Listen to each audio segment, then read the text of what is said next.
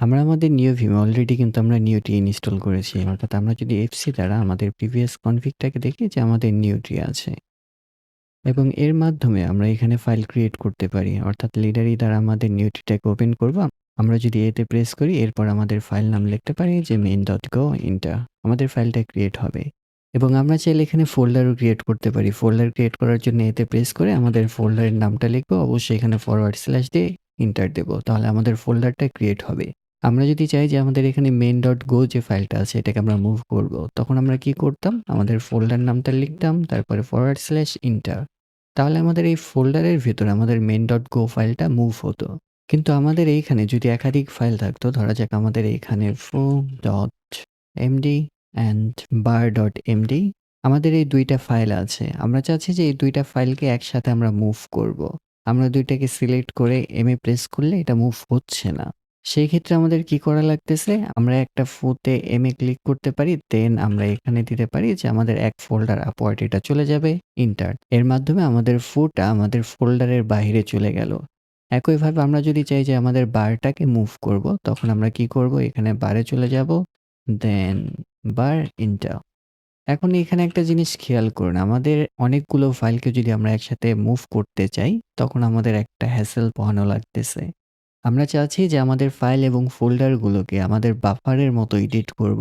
তার জন্য আমরা অয়েল এনভিম ইউজ করতে পারি। অর্থাৎ আমি যদি আপনাদের দেখাই যে আমাদের অয়েল এনভিম হচ্ছে এইটা। এখন আমরা দেখব কিভাবে আমরা অয়েল এনভিমের মাধ্যমে খুব সহজে আমাদের ফাইল এবং ফোল্ডারগুলোকে ম্যানিপুলেট করতে পারি। আমার NeoVim এ আমি অলরেডি আমার অয়েল এনভিমটাকে ইনস্টল করেছি। অর্থাৎ আমি যদি আমার কনফিগটাকে দেখাই যে oil.lua তাহলে দেখতে পাবেন যে আমার এইখানে অয়েল এনভিমটা সেটআপ দেওয়া আছে। আমাদের NeoVim এর ডিফল্ট ফাইল এক্সপ্লোরারটাকে আমরা অয়েল এনভিম দ্বারা রিপ্লেস করতেছি। আমি আমার ডট ফাইল কনফিগটা ডেসক্রিপশনে দিয়ে দেব, সেখান থেকে দেখে নিতে পারবেন। আপনারা আপনাদের লেজি প্লাগইন ম্যানেজারে গিয়ে দেখবেন যে আসলে আপনাদের অয়েল এনভিমটা ইনস্টল দেওয়া হয়েছে কিনা। অর্থাৎ আমি যদি এখানে লেজিটাকে ওপেন করি, দেন আমরা অয়েল লিখে সার্চ করতে পারি।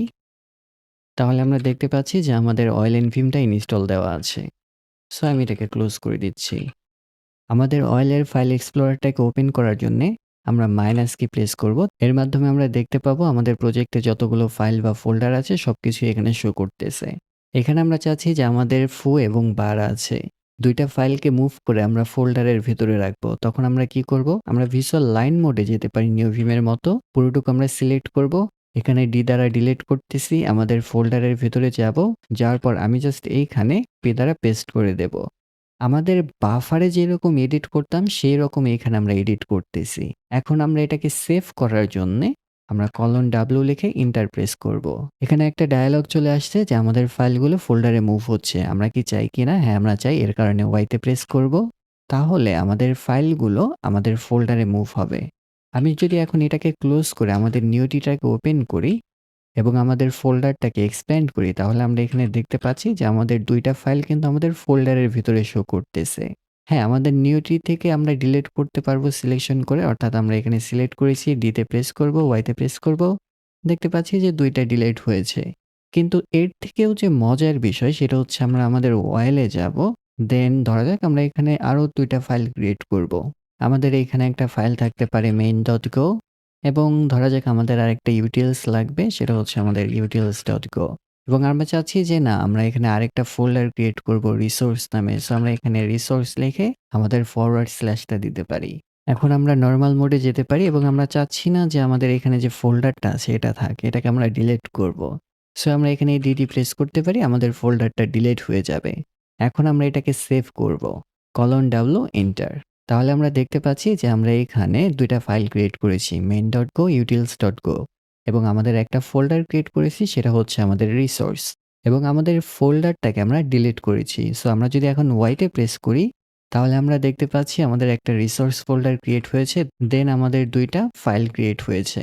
সো আমরা এই ফাইলটাকে যদি এখান থেকে ওপেন করতে চাই, তখন আমরা জাস্ট এন্টারে প্রেস করব। আবার আমরা যদি চাই যে একাধিক ফাইলের এক্সটেনশন একসাথে চেঞ্জ করব, আমরা সেটাও করতে পারি। অর্থাৎ আমাদের এখানে go এর পরিবর্তে আমরা চাচ্ছি যে এটা আমাদের এমডি হবে এবং এটাও আমাদের এমডি হবে এবং আমরা জাস্ট এটাকে :w দ্বারা সেভ করে এন্টার প্রেস করতে পারি, y ডান। তাহলে আমরা দেখতে পাচ্ছি যে আমাদের মেইন এবং utils ২ টাই কিন্তু এমডি ফাইলে কনভার্ট হয়েছে। এবং ডিলিট করার ক্ষেত্রে ঠিক একই জিনিস আমরা জাস্ট সিলেক্ট করব, ডি দ্বারা ডিলিট করব, শেষ। আমরা যদি মুভ করতে চাই, এখানে আমরা ডি তে প্রেস করে আমাদের রিসোর্স এ গিয়ে এখানে পেস্ট করতে পারি। আবার আমরা এখানে ব্যাক করতে পারি। আমরা যদি ফোল্ডারটাকে ডিলিট করতে চাই, ডিটি দ্বারা ডিলিট করে দিলাম। আমাদের ফাইলগুলোকে ম্যানিপুলেট করার পর আমাদের সেভ করা লাগবে। আমরা যদি সেভ না করে বের হয়ে যেতে চাই, তখন আমাদের একটা ওয়ার্নিং চলে আসবে।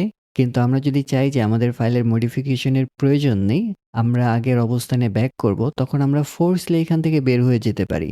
এর জন্য আমরা জাস্ট পেরি, তারপরে আমাদের ব্যাংক সাইন দিয়ে এন্টার প্রেস করব। এখন যদি আবার আমরা মাইনাস সাইন দ্বারা আমাদের অয়েল এন্ড ভিমটাকে ওপেন করি, তাহলে দেখতে পাবো আমাদের ফাইল যেভাবে ছিল সেভাবেই আছে।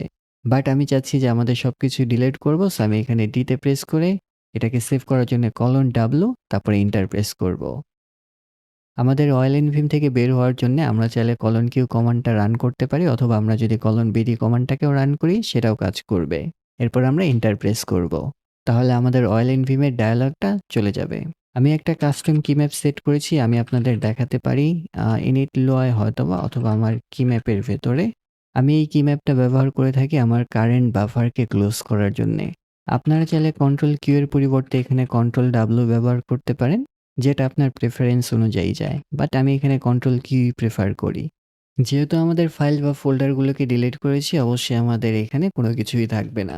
আমি যেহেতু আমার অয়েল এন্ড ভিমটাকে একটু কনফিগ করেছি, এর কারণে আমাদের এখানে একটু রাউন্ড কর্নার লাগতেছে। আপনারা চাইলে এই জিনিসটাকে করে নিতে পারেন। অর্থাৎ আমি যদি আমার অয়েল এন্ড ভিমটাকে যদি দেখাই, তাহলে দেখতে পাবেন যে এখানে একটু কনফিগ আছে। অর্থাৎ এটা হবে আমার ফ্লোটিং টাইপ, এবং আমি এখানে উইথ এবং হাইটটাকে সেট আপ করে দিচ্ছি। আমি যদি একটা রিয়েল প্রজেক্ট দেখাই, অর্থাৎ আমি যদি আমার ওয়াইটি প্রজেক্টে যাই এবং এটাকে আমি ওপেন করি, এবং আমাদের অয়েল এন্ড ভিম ওপেন করার জন্য আমরা মাইনাস সাইনে প্রেস করব, তাহলে আমরা দেখতে পাচ্ছি যে এখানে আমার প্রজেক্টের সব ফাইল ফোল্ডার শো করতেছে। এবং আমি যদি আমার নিউটিটাকে ওপেন করি, তাহলে দেখতে পাবো যে এখানে আমার ফাইল বা ফোল্ডারগুলো আছে। ধরা যাক আমি ডাটার ভেতরে আছি, আমার হোম আইটেমসের কার্ডগুলো আছে। আমি যখন এই ফাইলের ভেতরে থাকবো এবং নিউটিটাকে ওপেন করব, আমাদের কারেন্ট বাফারে যে ফাইলটা আছে সেই ফোল্ডারটাকে সে ওপেন করবে। আর আমরা যদি এর ব্যাক যেতে চাই, তখন আমরা উপরে যে ডট ডট দেখতে পাচ্ছি, আমরা সেখানে গিয়ে এন্টার প্রেস করব। তাহলে আমাদের প্যারেন্ট ডিরেক্টরিতে যাবে। এবং আমরা যদি চাই যে কোনো একটা ফোল্ডারের ভেতরে যাব, অবশ্যই ফোল্ডারে গিয়ে আমরা এন্টার প্রেস করতে পারি, আমাদের ফোল্ডারে নিয়ে যাবে। এবং আমরা যদি কোনো একটা ফাইলে চলে আসি এবং এন্টার প্রেস করি, তাহলে সেই ফাইলটা আমাদের বাফারে ওপেন হবে। আমি সাধারণত নিউটিটাকে ব্যবহার করে থাকি যে আমি একটা ফোল্ডার স্ট্রাকচারে আছি এবং এইখানে আমি জাস্ট একটা ফাইল ক্রিয়েট করব এবং সেই ফাইলটা ওপেন করব। কিন্তু আমার যখন একাধিক ফাইল ম্যানিপুলেশনের প্রয়োজন হয়, তখন আমি অয়েল এন্ড ভিমটাকে ইউজ করে থাকি। আমার জবের মেইন টাস্কই হয়ে থাকে কোড রিফ্যাক্টর করা। এবং আমি যখন নতুন একটা প্রজেক্ট ক্রিয়েট করি, আমার যদি মেসন কনফিগ না থাকে, তখন আমি চাই যে একটা সার্টেন স্টাইলে আমার ফাইলগুলোকে আমি ক্রিয়েট করব। তখন আমি অয়েল এন্ড ভিমটাকে ব্যবহার করে থাকি।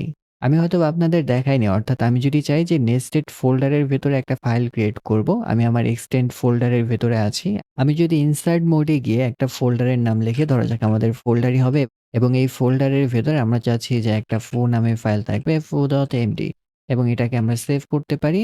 দেখতে পাচ্ছি যে আমাদের কি ক্রিয়েট হচ্ছে। আমাদের প্রথমে একটা ফোল্ডার ক্রিয়েট হচ্ছে, তারপর আমাদের ফোল্ডারটা ক্রিয়েট হচ্ছে। যেহেতু আমাদের something.css-টাকে ডিলিট করেছি, সেটা রিমুভ হয়ে যাচ্ছে। এরপর আমরা y তে প্রেস করব, তাহলে এটা ক্রিয়েট হয়ে যাবে। তাহলে আমাদের ফোল্ডার সহ আমাদের ফাইল কিন্তু এখানে ক্রিয়েট হচ্ছে।